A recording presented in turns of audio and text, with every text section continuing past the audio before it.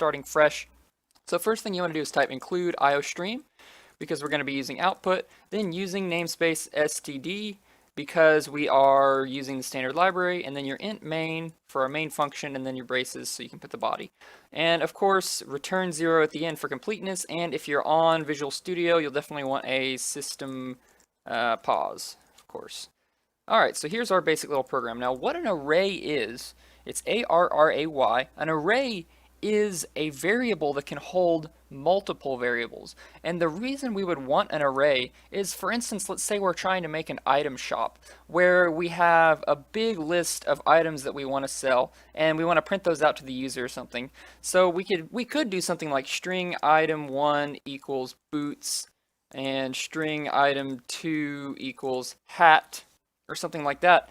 But the problem with this is once we have like 100 items or 200 items, then we need to literally write 200 variables on the screen, and it's really, really annoying to manage all that stuff. What if we change the way our shop works? We're going to have to mess around with all of those variables. Instead, we can store the entire list of shop items in one variable, and it's so much better. So we're going to make our variable out of strings today, at least our first variable. So let's include string at the top. Anytime you're working with strings, it's a good idea to include this so you can do things like see out the string. So if we want to make a string array, first we type in the type of the array. So if we wanted an integer array, we could type int, we could type char. If we wanted a char array, we're going to type string because we want a string array for our shop items. Then we name the variable. I'm going to call mine shop item names or something. And then the way we tell the compiler that this is an array is we use the brackets. So there are these little square braces right here. And then inside the brackets, you tell it how many string variables you want to store in the array. So I'm going to say 4. My shop is going to have just 4 items in it. And then you can put a semicolon. So now what happens is whenever the compiler creates this variable, instead of just creating one variable, it's basically creating 4 variables side by side. Now I haven't initialized this. If I want to initialize it, I can use an array initialization list where you type equals and then curly braces, just like the curly braces in int main. And then in here, you type your values separated by commas. So this is a string array, so we're going to want to type strings in here. So let's type boots, and then a comma, and then let's type sword, and then a comma, and then helmet, and then a comma, and then kitten. There we go. And you don't need a comma after the last one. So now we have created our array. So this is going to give us 4 items, and it's going to give us 4 item names that we can use later in our program. We could make this bigger and type more values in. Let's go ahead and print out our shop, and let's prove that it works. So what we want to do is use a for loop to loop through each of these and see out them on their own line. So first let's see out welcome to the item shop. And then we can do something like put little asterisks for making it pretty. And then we'll do a new line, of course. So then what we're going to do is loop through our shop item names and print out each one. We can't do this. We can't say see out shop item names. That's not going to work. That's going to give us an error. Shop item names is not a single variable. We can't see out it. It's actually 4 variables. What we have to do is see out each variable one at a time. And we can do that with a for loop because what we do to get a certain variable, say we want to get boots, is we use what's called the index of that variable. And these are actually called elements. Each variable is an element of the array. So if we want the first element, what we're going to do is see out shop item names, and then in brackets, just like before, we type the index of the array element. So actually, you would think this is the first index, this is the second index, the third index, but it's actually, this is the 0th index, and this is the 1 index. It's kind of weird, just like when we do a for loop where we start at 0, and this is why I told you to start at 0, where we do int I equals 0.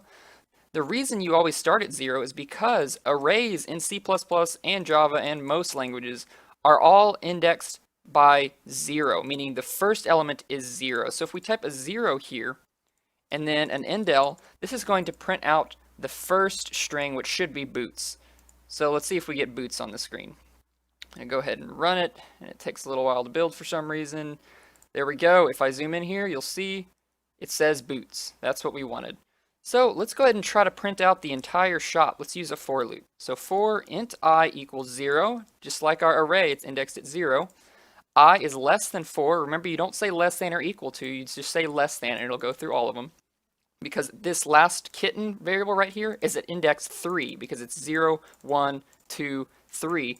So this is going to go all the way to 3 and print out the last one, kitten, as well. So I++, and then in here we'll put the cout statement. Instead of couting this 0 right here, we're going to put an I, so that it's going to loop through the array. First time we go through the for loop, it's going to do a 0 here, so we're going to get boots.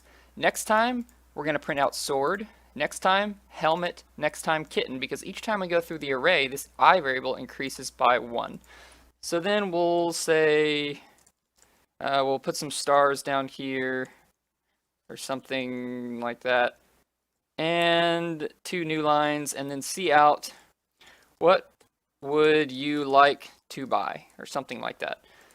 And we'll make it so we can buy stuff here in a minute. So let's go ahead and hit local Windows debugger up here and run it. There we go, it worked. So if I zoom in right here, it lists all the items in my shop. I've got boots, swords, helmet, and kitten. If I want to add a new item to the shop, I'll just change this to a 5, and then right here on the end, I'll add my new item, and we're going to call it poleaxe or something, some kind of weapon.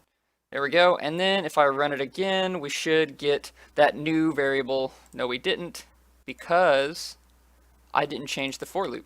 Got to change that to a 5 as well. Now, an easy way to keep track of the size of your array, in case you change it and add a new one or something, is instead of just typing a 5 here and a 5 here, we could make an integer variable, int num items, and this is going to be the number of items in the shop. And then we can set this equal to 5, okay? And then we can use num items right here and right here. So then if we want to add a new item, all we have to do is change this to a 6 and then add a new item right here. However, we're getting an error here. If you mouse over, it says expression must have constant value. Now the reason it's saying that is because this is not a constant variable, meaning you could change it.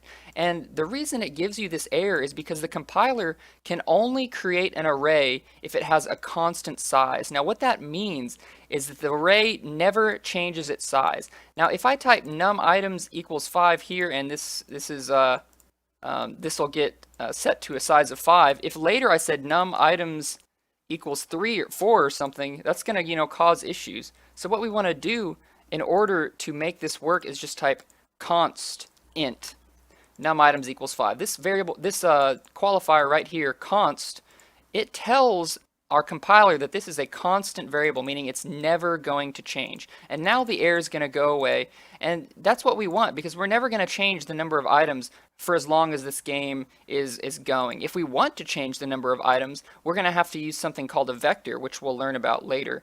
So this is going to work now. We're going to get all 5 of them, and if we want to change it to 6, all we have to do is put a 6 here and then add a new one right here. So we'll say leggings or something.